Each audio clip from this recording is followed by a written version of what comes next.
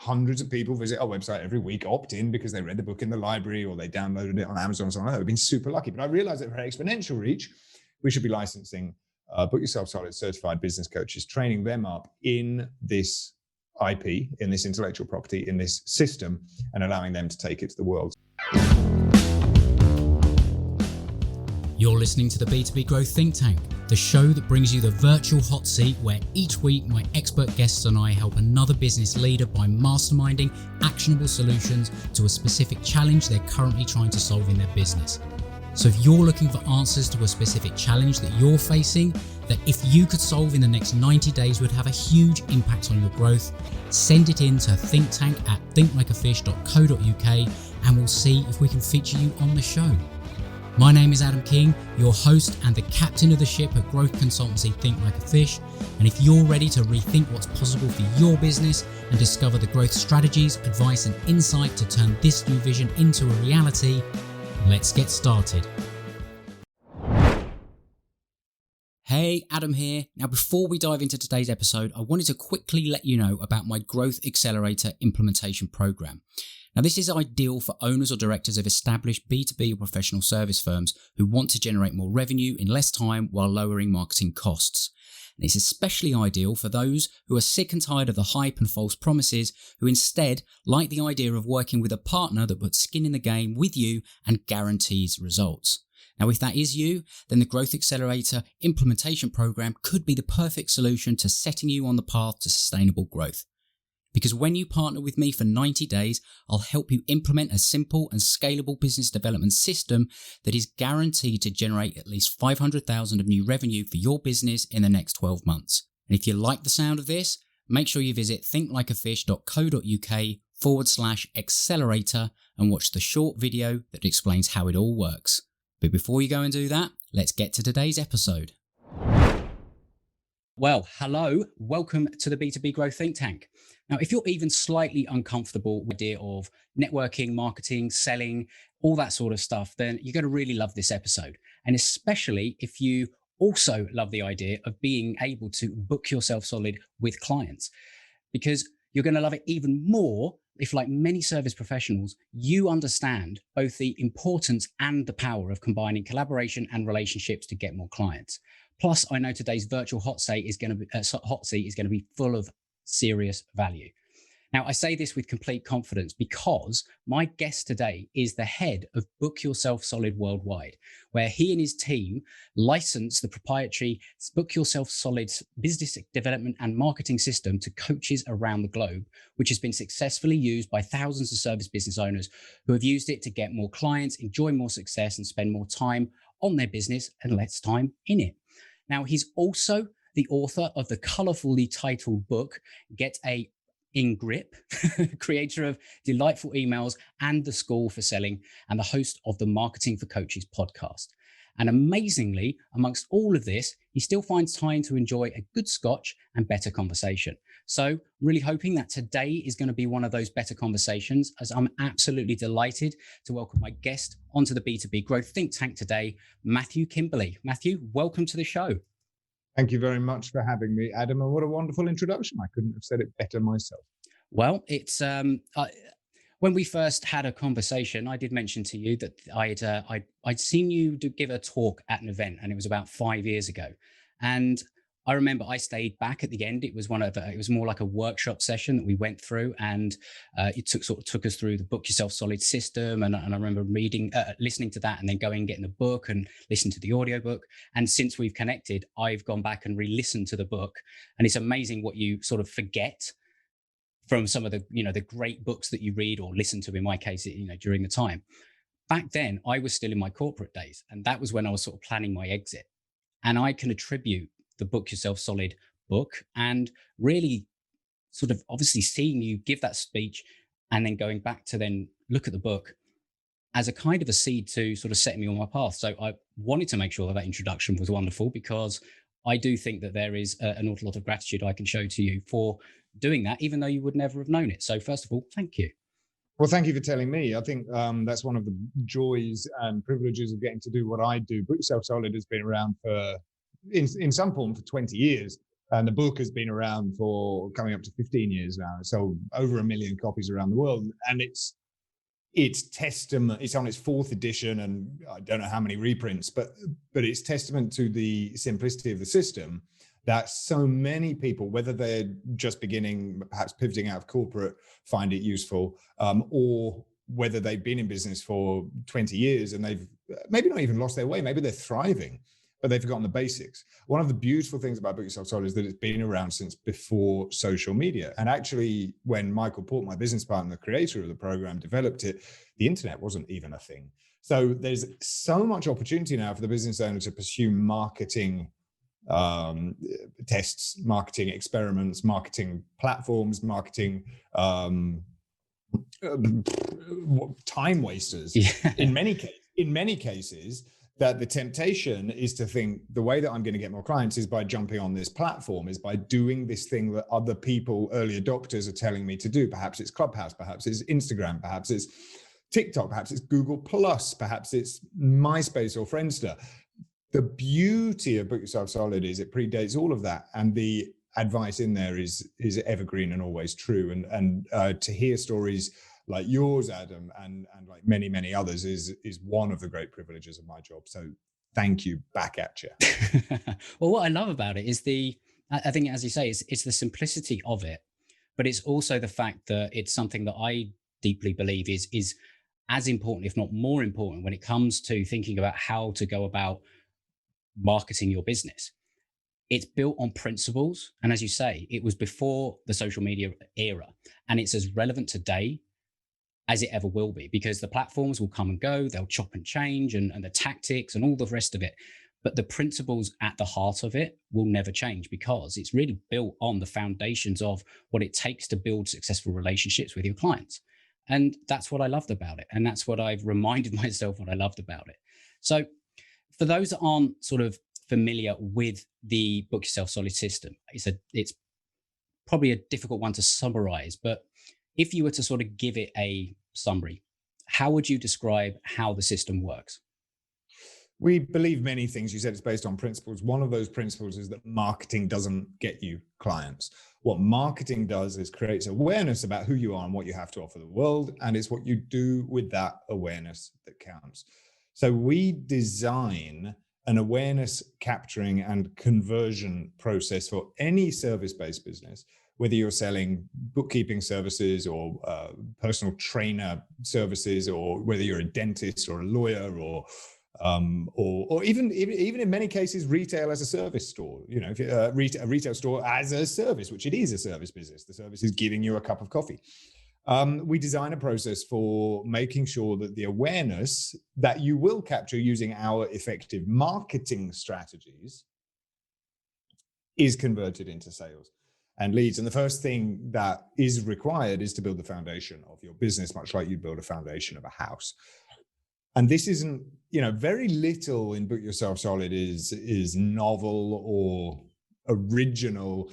But what we have done is put all of the existing best practices into a step-by-step structure for making sure that we don't leave anything to chance. So in the foundational element of implementing Book Yourself Solid as a system, or building the foundation of your business, the thing that's essential, which any business consultant worth their salt will tell you, is that you have a match between the service that you offer and the people that you offer it to.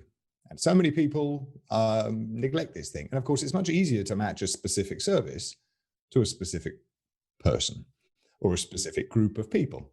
If you're a personal trainer, you're probably not offering get skateboard fit services to new mothers, nor are you probably offering those or get skiing fit services to people who are recovering from back surgery.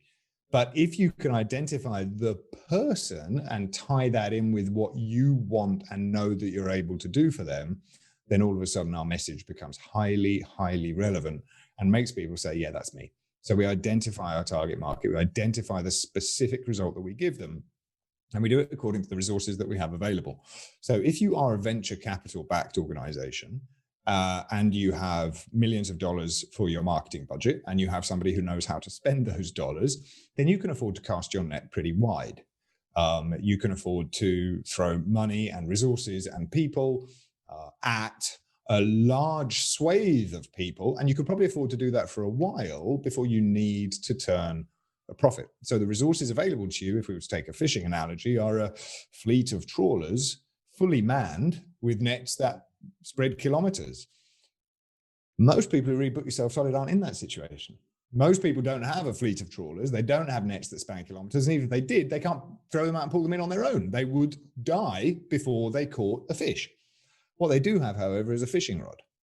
And so what they need to do is go themselves to the small, heavily populated fish pond, possibly time after time after time, to capture nice big fish on their own that they can easily reel in, feed their family with, until they have an excess of fish, at which point they can sell the excess fish and they can invest in a small fishing boat. And then they can make their target market bigger and bigger. So I've gone into, that's just the very, very, very first part of Book Yourself Solid. And then we go on. Well, why should the fish choose you? Exactly. I mean, I love it when people embrace my fishing thing. People either love it or they hate it. But I mean, what you've sort of described there is a very, it's a great analogy of why you do need that foundational piece and why you need to so deeply be able to understand be able to take a walk in your ideal client's shoes, because that will help you do what I know some of the next phases of the system are, and that is creating the message. It's actually communicating well, and then understanding how to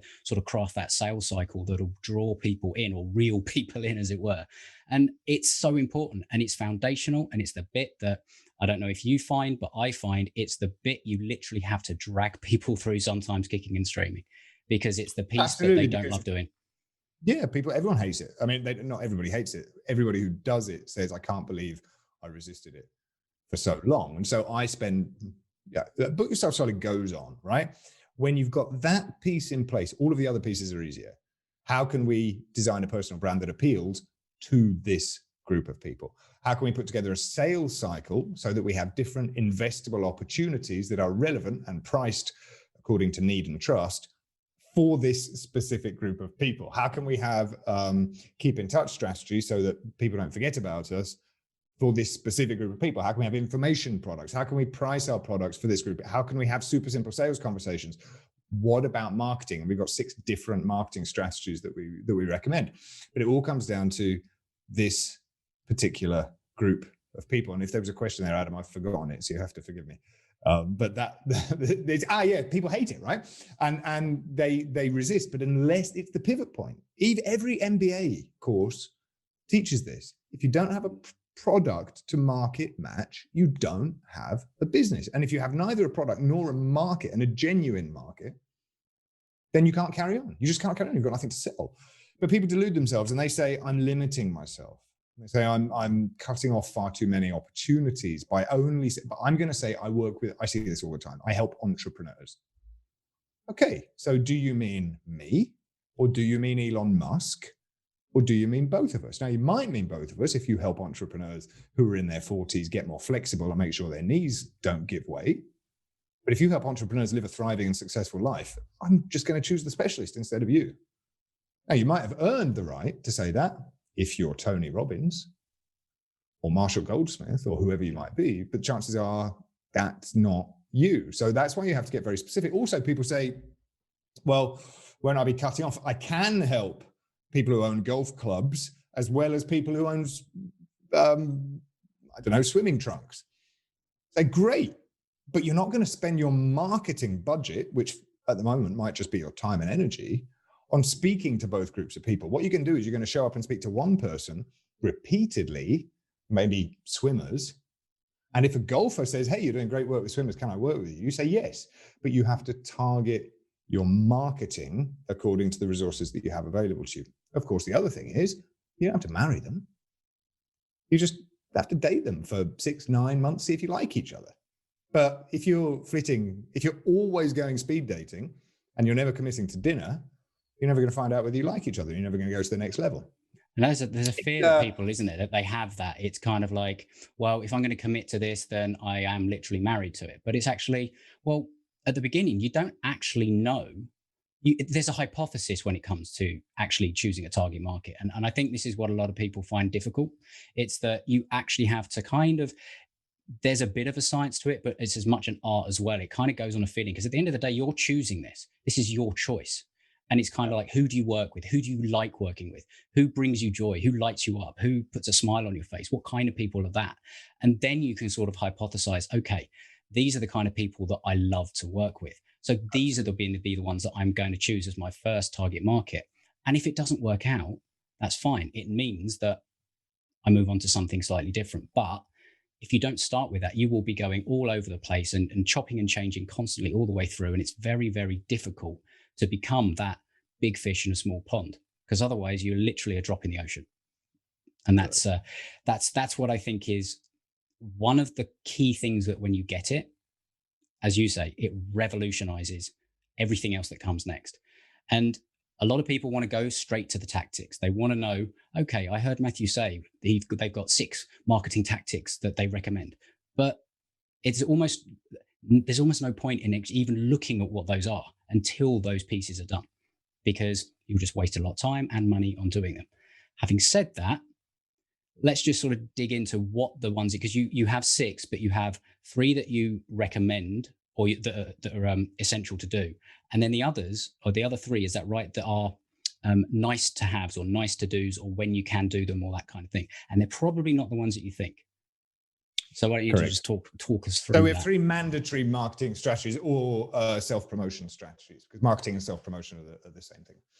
The first one is, and the mandatory ones are all about relationships, because no matter what currency or capital you have in stock, in your pockets, in your bank account, in your team, in terms of skill sets, the most valuable the most valuable currency you can have is your relationship capital. It's the people who can help you get the things that your pocket money doesn't allow you to get.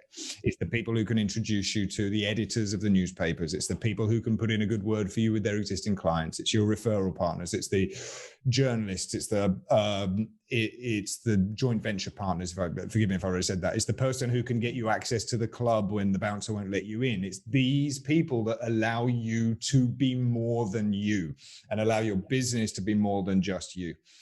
So the first strategy is the networking strategy. And networking, according to Book Yourself Solid principles, has got absolutely nothing to do with going to cocktail parties and making small talk.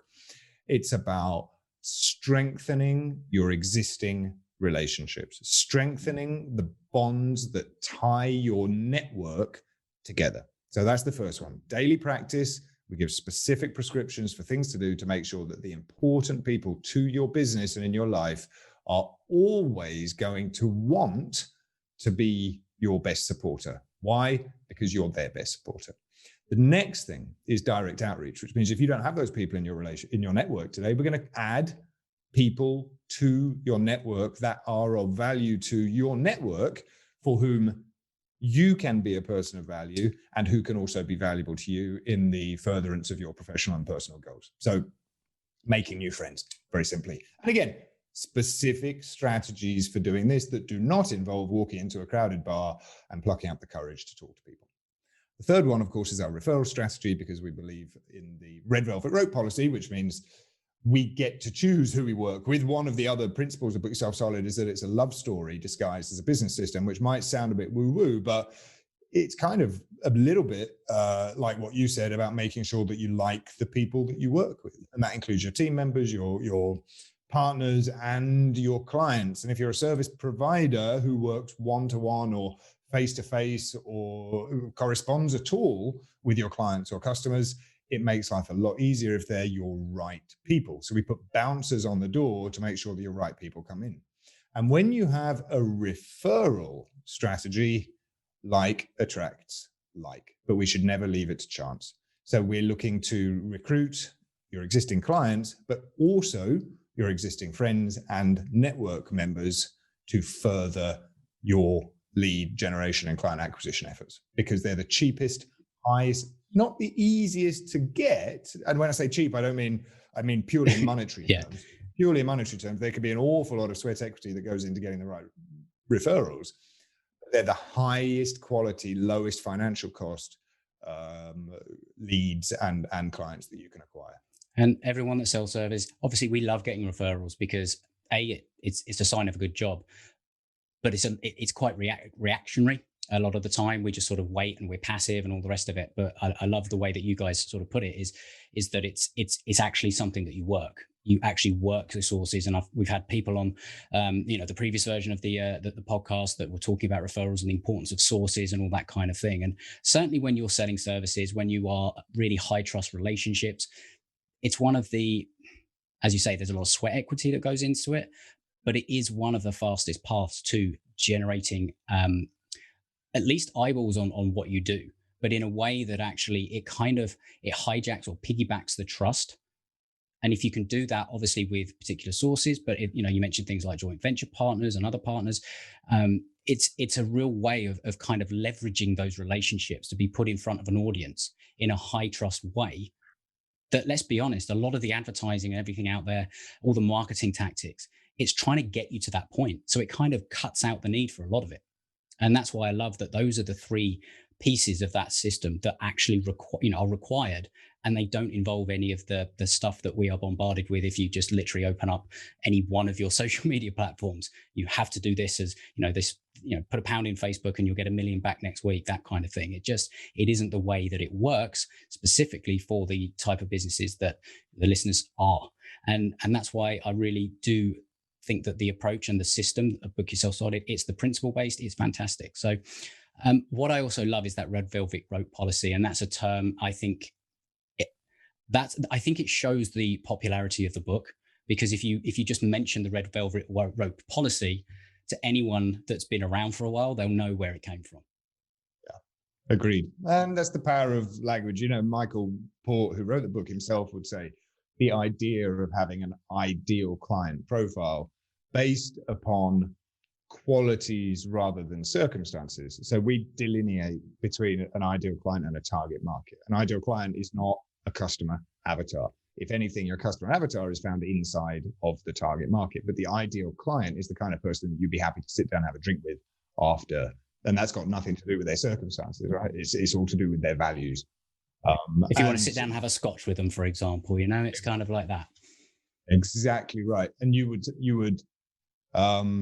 be absolutely right to say that the naming of that convention, the red velvet rope policy, is one of the things that counts in Book Yourself Solid's favor, because it's not called your ideal client or your customer avatar or identify your right person. We believe, I'm very, very interested in the concept of brandable intellectual property because I deal with experts. My market today is training the trainer, coaching the coach. And many of those coaches create their own intellectual property, which is forgettable. And the best, most highly paid experts, which is the industry I know best now, are not those with the greatest expertise. They're those who are the best at communicating their expertise and being able to package up what are sometimes very complex ideas in a simple, memorable manner. And Michael Port is one of the best people in the world when it comes to this. And the red velvet rope policy is testament to that. Because you need to be able to differentiate yourself and be memorable, because you will have the expertise, you'll have the accreditations, the qualifications and all the rest of it. But to most people that are even thinking about the kind of service you offer, that's your price of entry. There's nothing different about you. They don't care that you've been through years and years of training to get some of those accreditations. Everybody looks like the same. They can all have the same letters and all the rest of it. So you have to make it memorable, not be that commoditized service provider, and actually have it so that, using the example, Book Yourself Solid, that tells you what the result is. You need to communicate it. You say, Book Yourself Solid, and you say that to a service provider, they're kind of like, yeah, I'd like to have that. Talk to me, talk to me. What do you do? I can just imagine that is something that happens all the time, every single day. So yeah, there's so much in that. And, you've got the other three that are advised, the other three marketing strategies. I'm not going to, because they're the advised ones, I just want to sort of cover them and sort of tick them off so people know what they are. But we're not going to dive into it because there's a couple of other things. Yeah. Speaking is one of them, writing is one of them, and web is another one. And these are optional. And the thing that's most surprising for many people is that web is an optional strategy. And, you know, in the first iteration of the book, there was some very specific, first edition of the book, there were some very specific guidelines about which web platform to use, to what purpose. And in future iterations, it was rapidly realized that we couldn't keep up with, you know, had you heard of Clubhouse before 3 weeks ago? You know, we couldn't keep up with the fast pace of social media technology, different web-based strategies available to us. So what we did is we went and we simmered it down to its core essence. Now, we believe that you should have we don't believe that you need a web strategy. We believe you need a web presence. We think you'd be crazy if you didn't have a web presence, but you do not need, unless you want one, a web-based client acquisition or lead acquisition strategy. Instead, we say every time you put an asset up there online, be very, very thoughtful about how it sits in your client acquisition process. How are we going to create that awareness, convert that awareness into cash paying clients? That's the question. And an awful lot of people, when they pursue web strategies, think, I'll dive in, create the audience, monetize later, and it might work sometimes, but normally, most times, doesn't work. I meet regularly people with hundreds of thousands of YouTube followers or tens of thousands of Instagram followers who have a fantastic personal brand and they're broke. So there's that. Speaking and writing, it's about other people's platforms. That's what those two components are about. Web-based strategies is about other people's platforms as well as your own, but really it's just a place where you can go and do the awareness either on your own platform or on other people's platforms. And the same goes for speaking and writing. You may want to speak because it's a very high quality way of generating leads. And of course, in the digital age, there's a bit of a hybrid between these three, right? Writing online, speaking online, they're all kind of hybrids. But the idea is you can speak on your own stage or you can speak on other people's stages. You can write on your own platform or in your own publication, or you can write for somebody else's platform or publication. And in both cases, they're very good to consider. What we do find actually nowadays, since the boom of self-publishing, where every service provider also has to be a publisher because they've got to have a content calendar and create content 5 times a week, which I think is nonsense, by the way. I think if everybody focused on providing their service and not creating their content, we'd all be a lot happier. But what we do say in that specific instance is if you are able to self-publish, and by that I mean you've got a blog, you've got a website, you're blogging twice a week, twice a month, whatever that is, actually, are you just preaching to the choir? Wouldn't it be better to be writing twice a month for other people's audiences to send them back home to you so you can start selling? Get them on your list, get their prospect, get them to fill in the application forms, get them to request a brochure, get them to call you on the phone, whatever that is. We believe sales begins when the prospect raises their hand and says, I have an interest. Marketing is not about preaching to the choir. Marketing is about bringing new congregation members in. So if you are writing twice a week for your own blog, great, but be honest with yourself.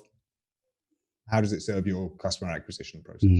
100%, because you can write the most amazing piece of content in the world and you can put it on your blog. And if nobody's coming, it's kind of like, does if a tree falls in the wood and nobody sees it, does it actually fall?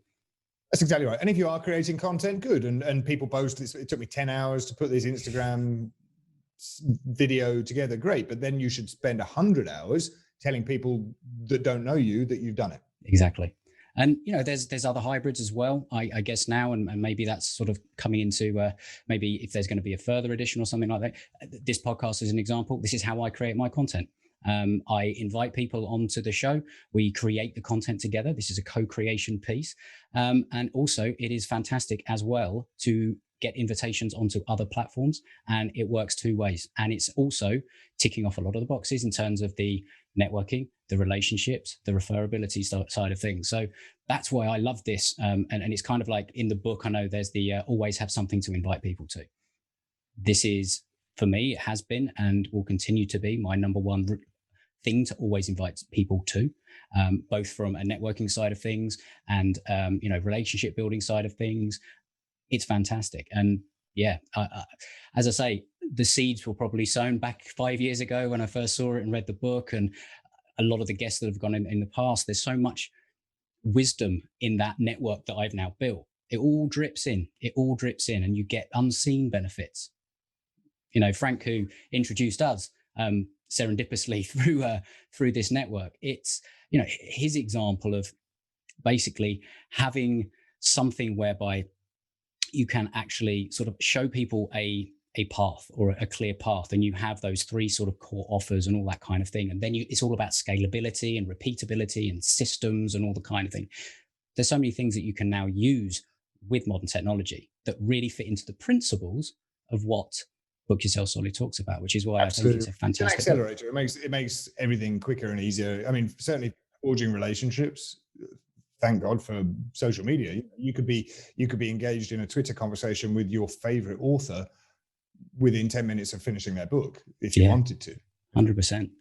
One more thing I want to touch on before we dive into the to the hot seat, and that is the actual model that you guys now operate on. Because am I right in saying that you no longer provide the direct implementation training for people? You just do it through a licensing model and train the trainer. So that's exactly right. Yeah, we provide Book Yourself Solid HQ. I took over the beginning of last year, and I made some decisions about the business model. And what I really wanted to focus on was training the trainer, licensing experienced trainers, training up new trainers, and business coaches is probably the word that would be more appropriate than trainer in most cases, to spread the word and to teach the word. And that was also, you know, going back to our own philosophy, which is a very specific target market. And we realized that we could have an exponential reach to the business owner if we didn't try to reach the business owner. Now, we were very lucky because our target market in Book Yourself Solid terms is a group of people who have existing networks of communication, have something in common. You show up to them, they know, you show up to see them, they know that you're there to serve them, and you know where to find them. And we were very lucky because Book Yourself Solid was an unusual success. I don't think it was a surprising success, but it was an unusual success in publishing terms. And so our target market was readers of the book, which is fantastic.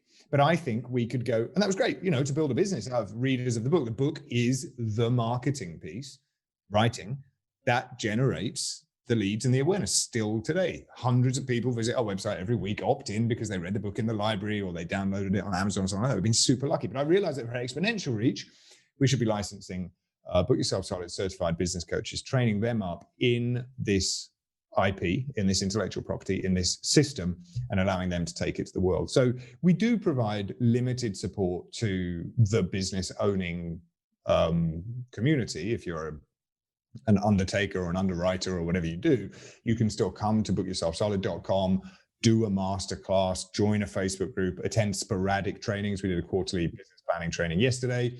We charged $100 for, but we're really not at HQ interested in providing the service to the lawyer in as much as helping the legal business coach expert take Book Yourself Solid to the lawyer as well.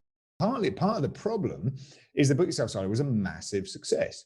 So in terms of readership, so we would host workshops, and we did for a decade and a half. We'd host workshops where sitting next to each other were a senior partner or a founding partner in a 7-figure, 8-figure law firm, and somebody who just opened an Etsy store, because they were readers of the book. And we found ways to be very useful, to be evergreen, to talk in terms of principles and concepts, and to allow people we met people where they were, which worked great.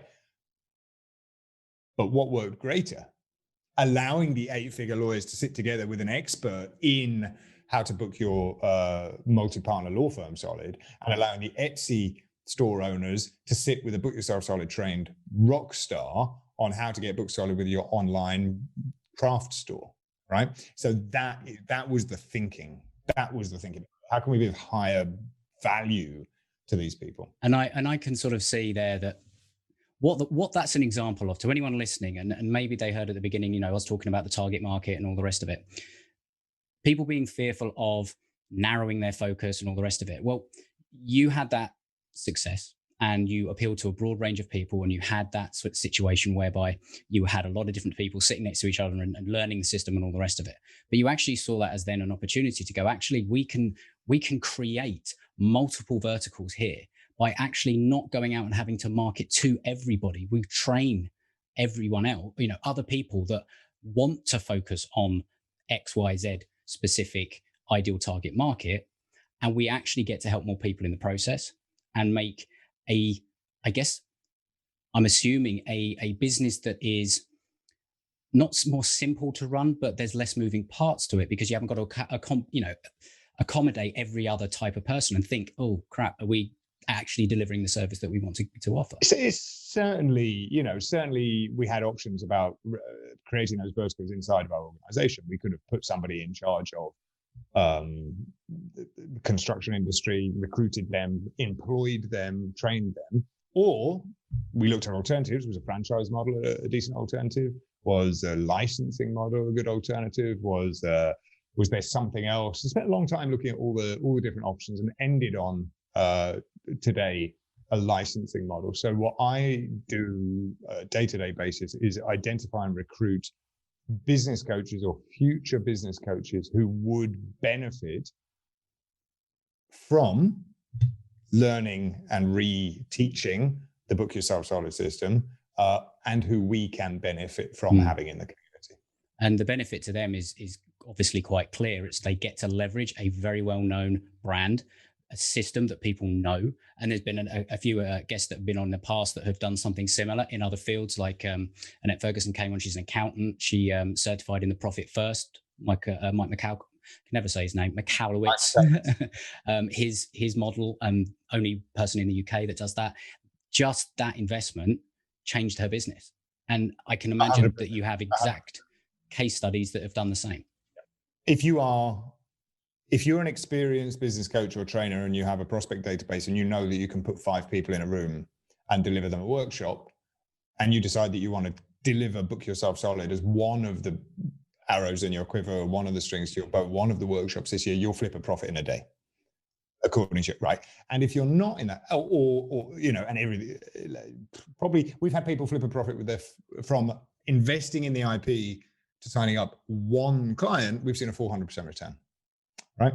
That's a no-brainer. That's a no-brainer offer. One client. If you know that you charge your client, I don't know, $2,000 a month, then you're going to be paying roughly 30% of that in annual license fees to become a Book Yourself Solid certified coach. And in addition, you will be in the Book Yourself Solid advisory board, which is our own mastermind, which supports the coaches. We have to be a certified coach. If you're brand new and you're pivoting and you say, I want to be a business coach, and I want to move more quickly than if I did it on my own, well, how about you take our packaged, proven IP, let us teach you how to do it, and support you 4 days a week on our live calls and helping you sell it. We've seen people come from not having any experience in coaching or any clients to signing up clients within 6 or 7 days of going. This was my story, Adam. I was an experienced business owner. I decided I was going to become a sales trainer because I hated everything about running a business apart from training and selling. So I said, I'll combine the two and become a sales trainer, and I will sell my own sales training services. And at an opportune moment, Michael Port's invitation to become a certified Book Yourself Solid coach came through. It made sense to me because it was proven, right? So yeah. Market, got trained up, went to market, spoke to my very first, I don't think it was the first prospect, but it was the first prospect who became a client. And it was very, very, very soon after knowing what I was doing with Michael's help. And I said, I can help you get more clients. And they said, oh, great. How many clients do you have? And I said, well, I haven't got any. You would be my first, but this is specifically what we're going to do. I've got this system, Book Yourself Solid. And the guy said, oh yeah, I think I read that 10 years ago. I was like, okay, how about we put it into practice? He goes, okay. You don't have to do any education whatsoever. People don't pay. Well, I mean, not everyone knows Book Yourself Solid. And my other job is to raise the vibrational awareness of the brand. So that's very much still a job. We don't want Book Yourself Solid coaches saying, hey, you should hire me. We want people saying, I need to hire a Book Yourself Solid coach. And that already happens, but it doesn't happen as much as I would like. Partly because Book Yourself Solid coaches weren't always available, So we, there was one further point that I wanted to make about that, but it's completely gone out of Well, there's been enough value that you've dropped with all of that. So, anyone I think listening, it's kind of like, if you're the type of person that could benefit from that kind of model, then it's definitely worth checking out what you guys do. But if on the flip side, you're not that sort of business coach, but you offer a different type of service, it's worth considering this line of growing your business or developing your business, because you've got so much IP packed up in your business.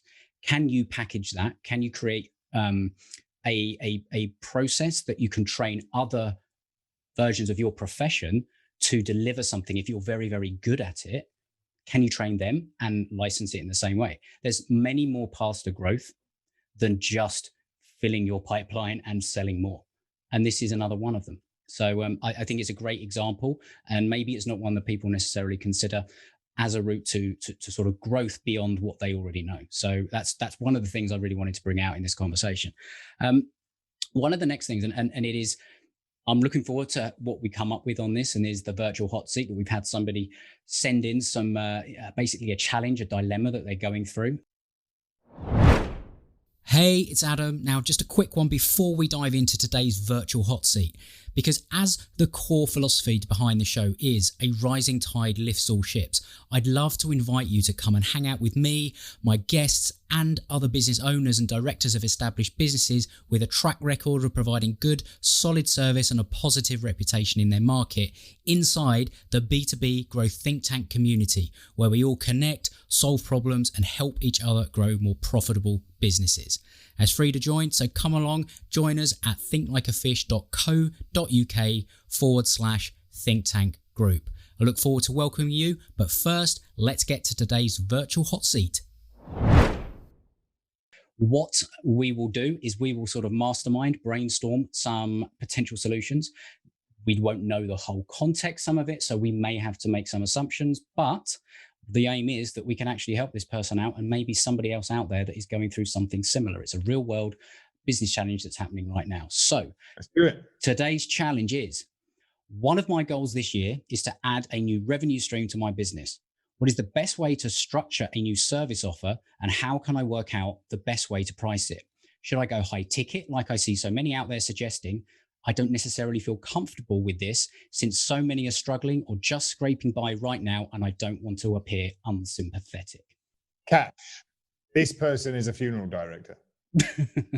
So my dad is a priest in the Church of England. Not anymore. My dad was a priest in the Church of England. And when he retired, which is now, he became a freelance funeral celebrant. Because most people don't have a priest when they, most people don't go to church, and so they don't have a local parish priest. And so when a relative passes away, the funeral director will always ask, who is your priest? They'll say, we don't have one. So there's a pool of freelancers available. And Dad, never went to marketing school, went to theological college.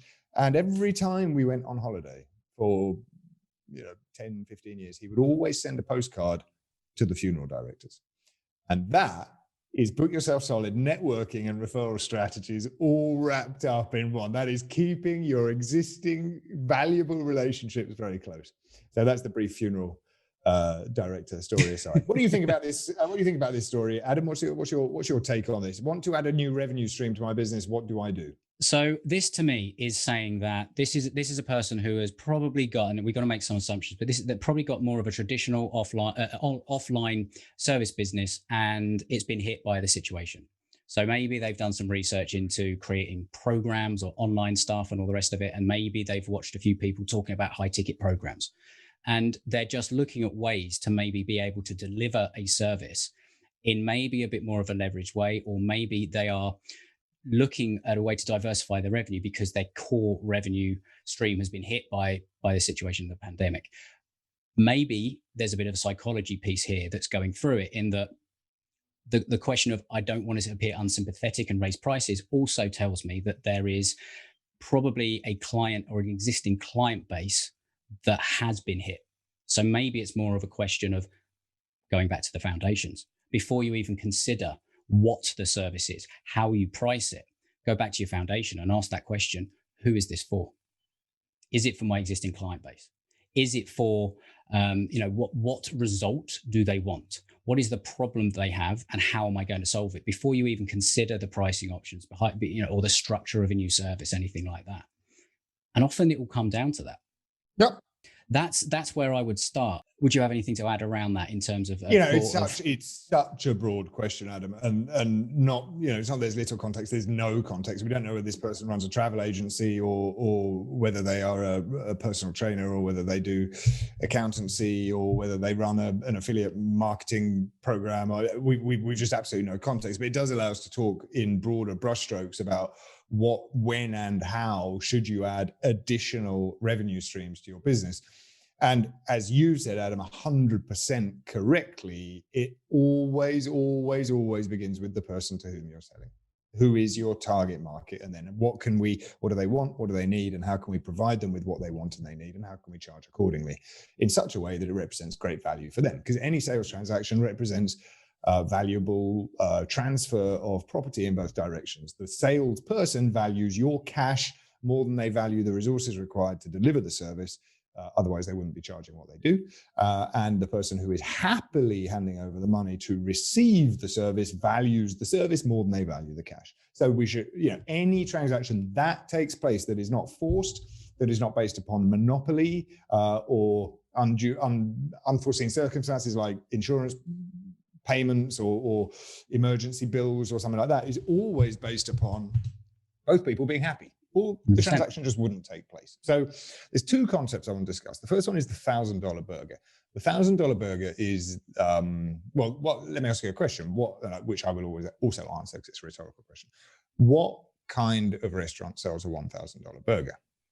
The answer is the restaurant that sells a $1,000 burger is the restaurant that has a $1,000 burger on the menu. If you don't have a $1,000 burger on the menu, nobody's ever going to knock on the door and say, hey, I like the look of your $200 lobster. Could I please have a $1,000 burger? But if you put it in the menu, there is a chance that you will sell it.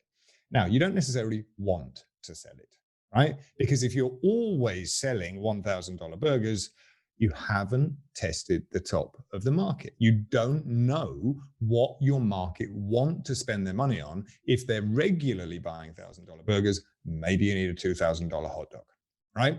So if you've got something that tests the very top of the market, that's my approach to high ticket items. Don't bring your assumptions to the table. What's high ticket for you might not be high ticket for somebody else. Have you ever paid $120 for a shave? I have. Because there's a place that sold $120 shave. It would take me about 3 weeks to grow it back after that. So it would be money well spent.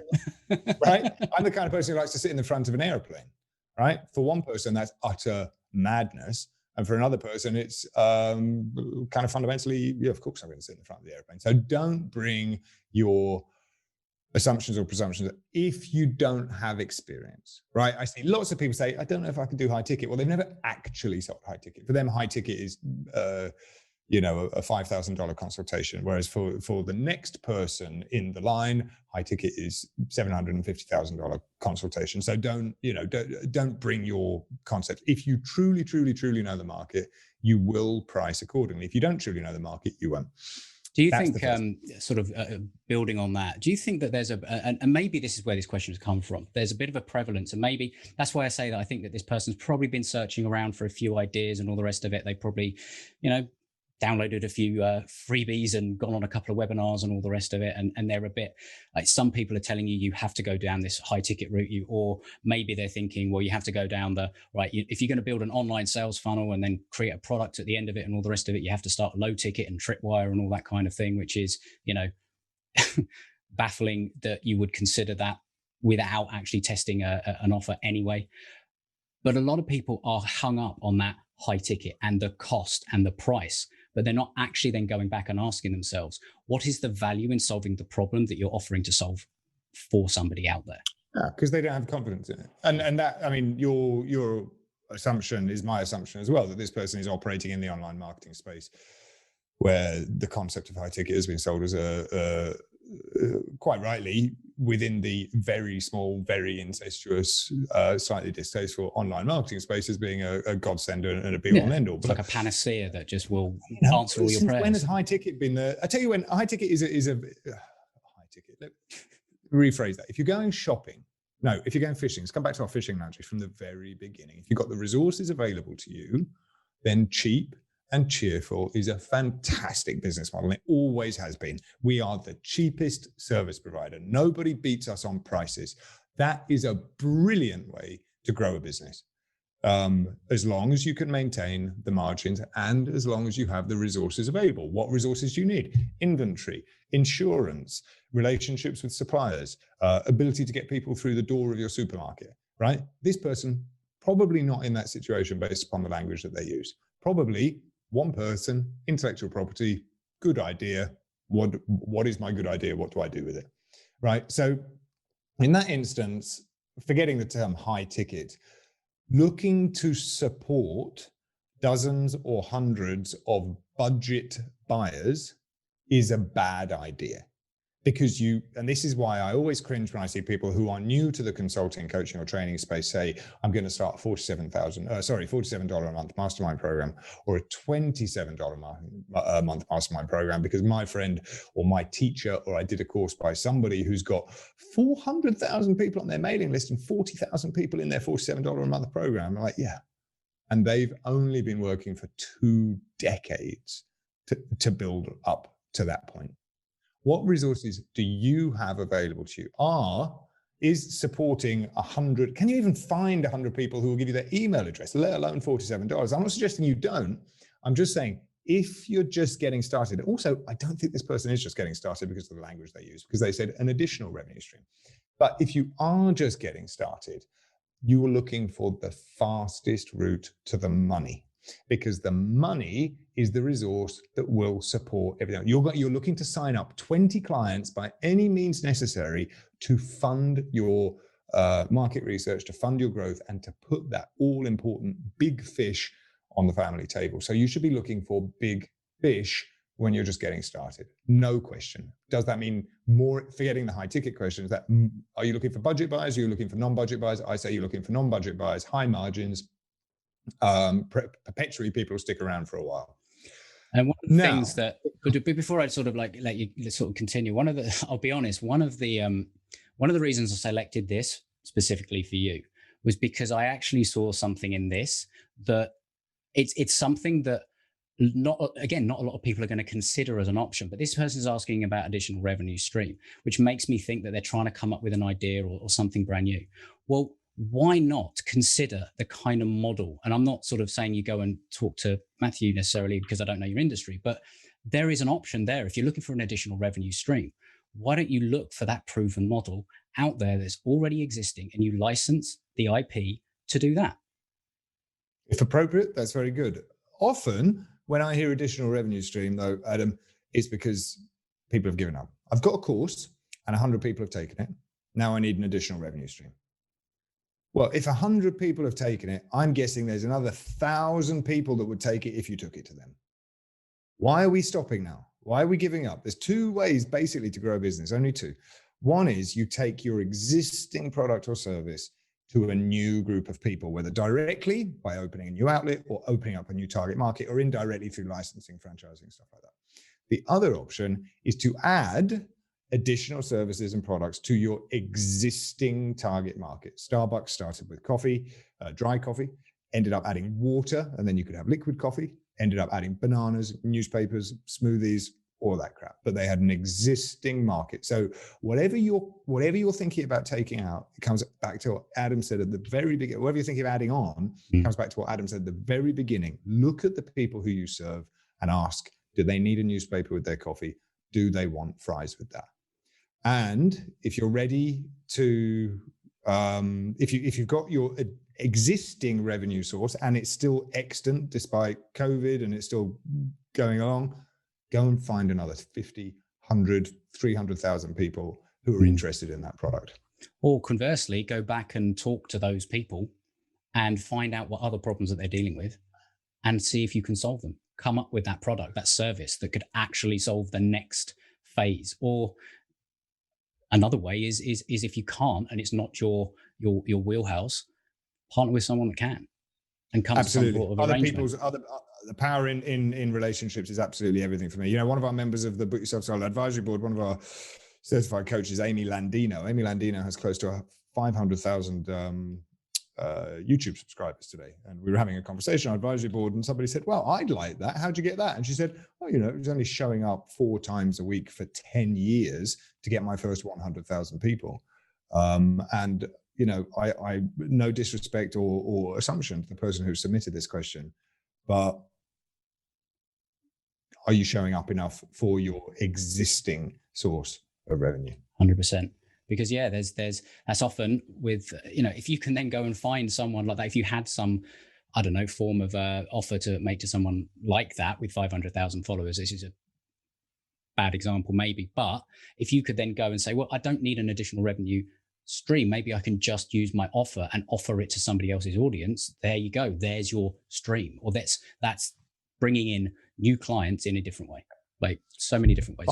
Find another group of people who will buy your existing thing. Yeah, get invited to fish in a pond or private pond full of hungry fish where there's no other fishermen fishing whatsoever. So, on that fishing analogy, Matthew, thank you. That was thank you for having me. The pleasure was entirely mine, Adam. I'll come back anytime you like. That'd be absolutely wonderful. And yeah, thank you ever so much. So, bookyourselfsolid.com is the main website, but you've got your own site as well. And what is the best place to connect with you personally? If you want an overview of everything that we do, go to matthewkimberley.com, because then you'll find links to all of my projects. If you're a coach, go to marketingforcoaches.com. Awesome. And I know you've got a Book Yourself Solid Facebook group, for example. If you're into that, you can go and search for that on Facebook. I'll put all the links and blah, blah, blah, blah. And yeah, anywhere that, if you want to connect with Matthew, definitely do it. Because he enjoys a good scotch and a good conversation. I've experienced at least one of those with him today. And maybe when all this is over, I'll get to experience a second. So Matthew, thank you ever so much. It's been a pleasure. So that's it for this episode. I hope you found it valuable. I hope you got some great ideas that you can take away and apply to your business to help you grow. If you did, please share it with somebody else that might also find this valuable, because they will thank you for it. Also, to let you know that I have a podcast gift page where I put a lot of resources that I love to share with my listeners. You can find the links to join the Facebook community there, and you can get my book, The Conversational Relationship Marketing, and the audiobook version, all for free, plus a number of other resources I'll be adding over time on that page. So make sure you head there to thinklikeafish.co.uk/podcast gift, and you can help yourself to the things that make most sense to you. And if you have enjoyed the show, please make sure you're subscribed. You'll get updated as the new episodes come out. And finally, last favor, please consider giving the show your honest rating and review on Apple Podcasts. I read every single one. They mean the world from me. I love hearing from my listeners, and it does help others find the show as well. So if you want to go and do that, I'd really appreciate it. But until next time, have an awesome day, and we'll speak soon.